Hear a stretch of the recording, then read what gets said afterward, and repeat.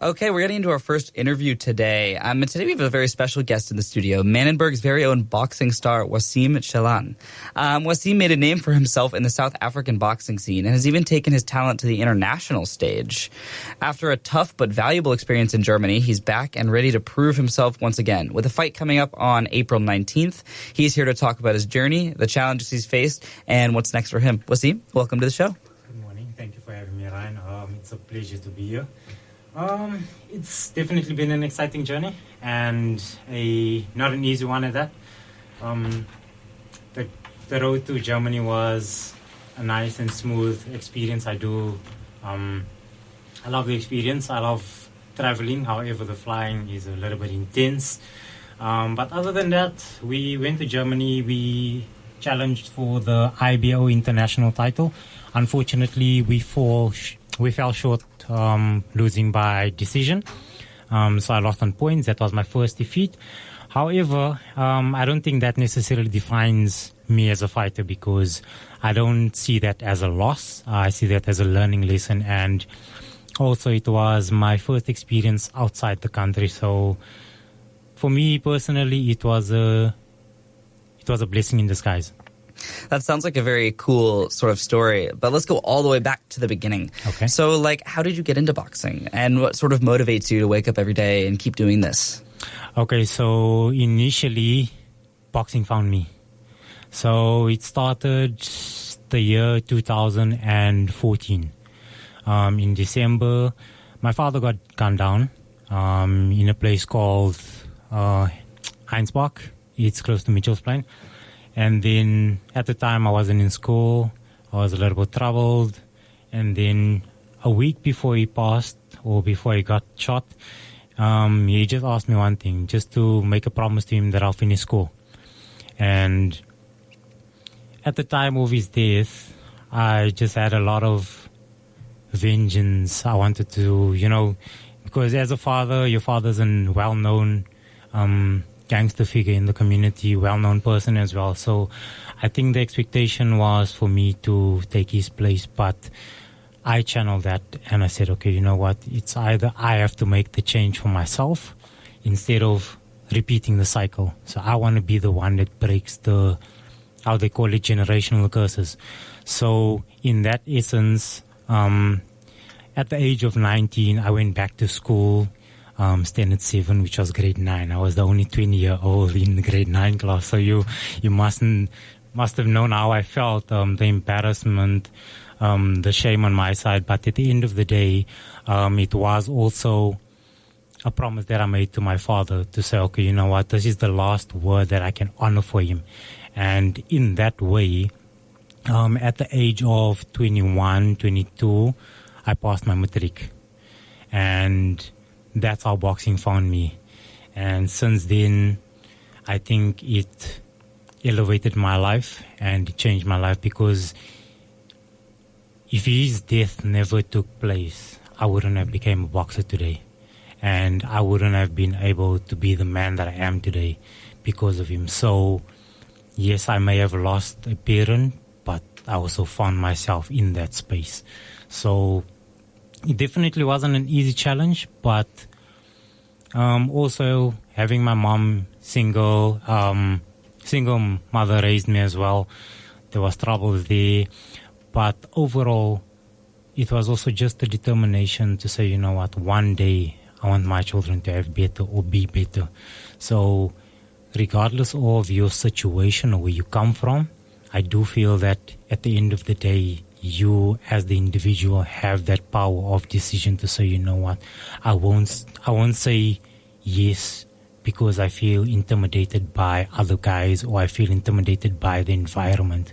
At the end of the day, you do have a voice, and there is a lot of people who are out there who will assist you, who will help you through it. So with that also being said, with gangsterism, drugs, peer pressure, you don't necessarily have to give in to that. You have the decision to be the odd one out. So I'd rather say you'd rather be the odd one out than be the laugh of the stock. That's a very beautiful story and a beautiful message. And it's funny to me that you talked about shame, because right now, and the audience can't see this, but on either side of you, there's two like big gold belts from like championship titles. It's just it's funny to hear you talk about that. But I think it's humanizing in little ways. You know, I feel like a lot of people can look at someone like you, like you're a star, right? And think it's always been easy. But the fact that you did come from your passion and your motivation comes from a place of like deep inside of you. That is something that's really powerful.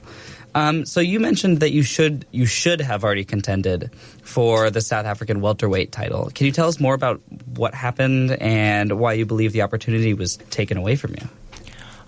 So it's got a lot to do with politics, but in essence, it is the type of environment we currently in.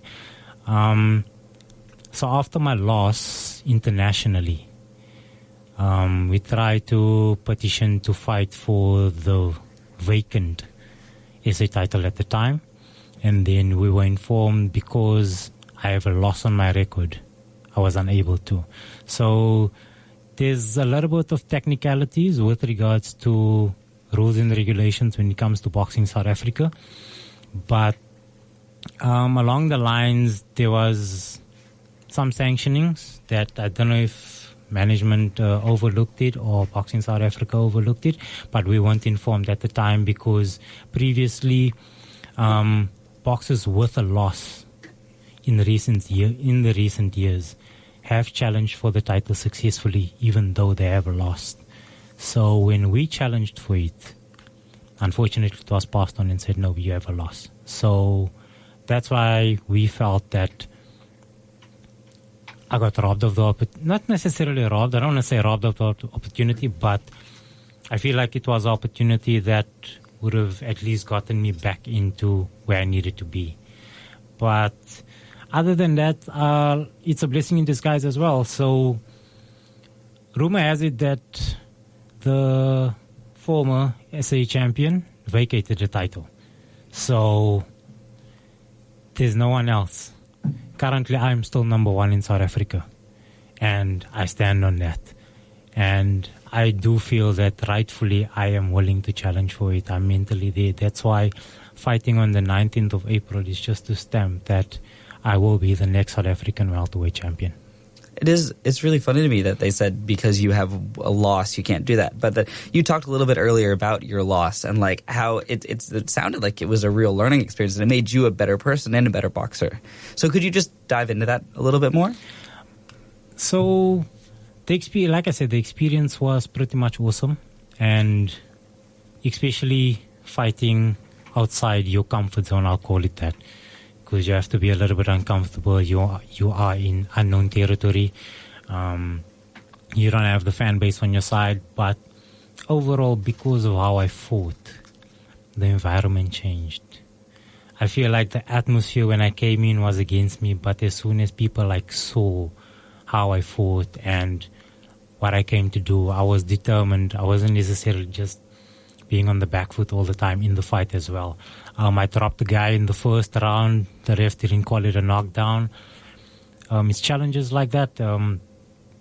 Some judges scored it. I didn't win any rounds. It's part of boxing, each to their own. Even myself, sometimes when I judge a fight, you look for certain things. So with regards to the fight itself, he was a little bit more experienced than me. Strong guy. I was strong as well, could go the distance. It's just sometimes when you lose, it just gives you that little bit of more hunger to say, okay, you know what, let's go back to the drawing board and let's try to just enhance that a little bit, because I don't feel like I was that much behind or that I lost the fight. I do feel like I won the fight, but like I said, each to their own. So that just motivated me more and say, okay, no, let's just take a break, reset, and let's get back to it. Wow. And so your next fight is on April 19th, back on home soil, which is good, against Sipe. I'm going to mispronounce this. I'm American. Not a problem. So it's Sipenati Gampi? Kwampi. Kwampi. Yes. Thank you. And how are you preparing? And so what can fans expect to see from you in the ring? Explosiveness. So also the preparation has been good. It's been an excellent camp. I've been preparing through Ramadan, which is our fasting period. So that made it also a little bit more significant because people feel like, oh no, you're a little bit dehydrated, you don't have energy. But I just feel like that just motivates you even more because you are already on a diet. Technically, you wake up in the morning, 4:30, 5 o'clock, you have your meal. You don't have anything throughout the day, no water until sunset again. So I feel like that is also a good way for you to reduce weight and maintain your weight as well. So that's been good for me. But you can expect fireworks. It will be, I'm not going to say it might be short, but you'll have to turn up to see. Wow. And I really love your ability. Everything that is could potentially be viewed as negative, you're like, no, wait, this is a positive thing. This is that made me better. And that's a mindset that I think is what sets you apart in a lot of ways from both other boxers, but also a lot of other people in the world. A lot of people you come up to roadblocks and stuff like that, and then you look at that as a roadblock. And I think you look at those as steps. So what else do you think sets you really apart from other boxers in your division and in general? So I have a saying where it's very simple, but there's a lot to it because at the end of the day, it's you against you. You can have the best coach, you can have the best trainer, you can have all the tools around you. But if you as the fighter are not able to capitalize or take full advantage of it, then that's a default on your side. Because if your coach has to message you at 5:30 in the morning, you need to go run. Did you train today? Did you do road work? He doesn't have to do all of that. That's you on the fighter. You have to say, okay, no, I chose this. This is my career. It's not in someone else's hands. It's in my hands. So at the end of the day, also when you fight, yes, you have advice in your corner, but you're the only one that's fighting. It's you against you, not necessarily you against the opponent. You know what work you've put in and you know what you've done. So that's just my little bit of 2 cents.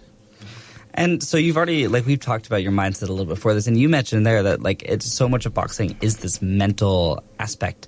So, how do you stay focused? Because, I know from personal experience, it's hard to get up at 4:35 in the morning. It's hard to do that every day and to keep pushing yourself and to just really, especially during times like Ramadan, how do you do it? How do you stay so focused on your goals?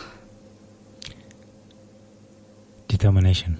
And like I said, I have a vision not only to be a world champion, but to set an example for my future kids. So at the end of the day, if it materializes not only for the community, but because I want a better life for my own offspring. So I can sacrifice whatever I need to do now, 10 years down the line saying, oh, I could have, I should have. I don't want that to be an option and say, okay, you know what, I could have given it my 100%, but I didn't. I don't want to have that regret. So I'd rather sacrifice everything that I can now than wait for later. Could you talk a little bit more about your goals for the future? You said you want to be a world champion. Do you have anything else that you're looking for, both as a boxer, but also a little bit more as a person, like that? It would be amazing to become a world champion. I am still working towards that, and it is still the ultimate goal, whether it be in an IBF world champion, a WBC world champion, WBO, or one of the WBA as well, one of the major champions. It would be great. We currently do have world champions. The current WBO champion, Kafu. So he's also someone, who's put South Africa on the map. We have currently Lunga Sitimela, my teammate as well, from the Bryce Boxing Academy, who's the WBF world champion. So we do have world champions in South Africa, and it is possible. They also just motivate us to say, okay, you know what, if they can do it, why can't we as well? Wow. And so lastly, you mentioned that you're looking for sponsors for your next fight. How can people who are listening to this right now, how can we support you? Where can we reach out to help you and like get ways to go to your matches and stuff like that? So if you need any info, you can either pop me a message on WhatsApp, which will be on 083-347-5728. And then with regards to sponsorships, it's not necessarily when people think about sponsorship, they think about, no, it's, you always have to give money. So with me, if you're able to provide food gear, training gear, that would help me a lot as well, because those are things that you use on a constant basis or on an everyday basis. So running shoes, attire, stuff like that. That would also, it compensates for, because those are things that you use every day. You wear it about 3 times a day. You have strenuous training sessions with it. So that's basically what, if I may, yeah. Could you repeat your WhatsApp number once again, and then also tell us a little, do you have social media at all that we can go follow you on? So the WhatsApp number is 083-347-5728. You can just pop me a message over there. And then for Instagram, it would be Mr.Chellan, which will be mr.chellan. Mr.Chellan, that's my Instagram. And then Facebook is Wassim Chellan. That's basically it. I'm not really much active on Facebook, but yeah. Do you have any final words for the people listening today? If you can think it, you can do it. And if you are unable to, you can still do it. No matter what circumstance or what environment you are in. Take it from a person who's done it before. I'm not saying that I'm out that environment, but also that if one person can do it, you have the mindset to do it as well. So you can come out of your current environment and become someone and be better. Well, thank you very, very much, Wassim. It's been really great to have you here on the Morning Cruise. Your story is really, truly inspiring. And, we're all excited, I think, to see you back in the ring on April 19th. If you want to support him on his journey, whether through sponsorships or just showing up to cheer him, you can contact him once again at 083 347-5728. Wishing you the best of luck in your fight. Bush Radio and all of Cape Town, I think, are rooting for you. Thank you again for joining us today. It's a pleasure.